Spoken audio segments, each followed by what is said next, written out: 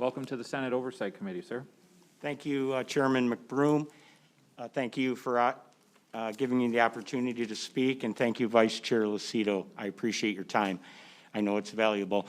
I drove through a snowstorm from Macomb County to get here today because I felt it was very important. It was very important to do everything in my power to help preserve the republic that was established 245 years ago.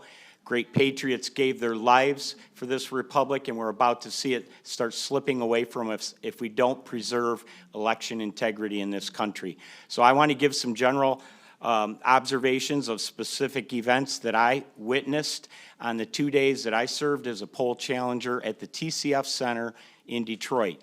And it's important to note that I applied to work at the TCF Center online. I was referred to a website to apply to specifically work at the absentee voter counting board, and I never heard back from them. So I did follow up after a couple weeks of no reply. I called, there were 3 different phone numbers to contact on that website. I called all 3 of them, did not get answers, so I left voicemails at all 3 of those numbers. Again, I did not receive a reply. So at that point, we were within a week or 2 of the election, and I wanted to participate, so I volunteered to work as a poll challenger. Now, I had applied to work there because I heard Detroit was short of poll workers. Obviously, that wasn't true, or else they saw that I identified as a GOP with the GOP party, so they never returned my calls or responded to my application. So that initially I found concerning right off the bat.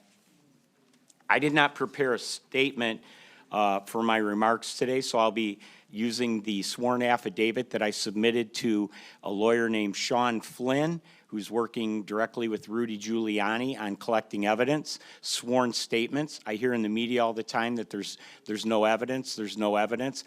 We met in Macomb County about 3 weeks ago with Sean Flynn at one of the GOP offices, and he walked out of there with a stack of sworn statements. Statements that, you know, you're familiar with the fact that people made these statements under oath and under the threat of perjury if they lied or were misleading. 1 minute left. Okay, so 2 of the main observations that I witnessed at the TCF Center on both the 3rd and the 4th when I was there, when I got down there on the morning of the 4th, I went back for an additional day because I witnessed so many irregularities when I was there on Election Day on the 3rd.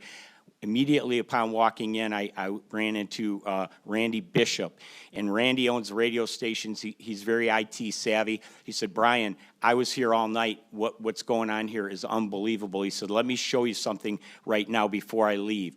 So he walked me over to the high-speed scanners and tabulators, and he said, "See all these Ethernet lines running out of the tabulators? They're all bundled together as they accumulate, and then they're all connected to these routers, and then they all go to the main computer." He said, "These are all hooked into the internet, and that is illegal, and it should not be happening because it opens them up to hacking." So I was aware of that immediately when I got there. That's 3 minutes. Can you Yep. put your rest of your remarks in writing for us? Absolutely.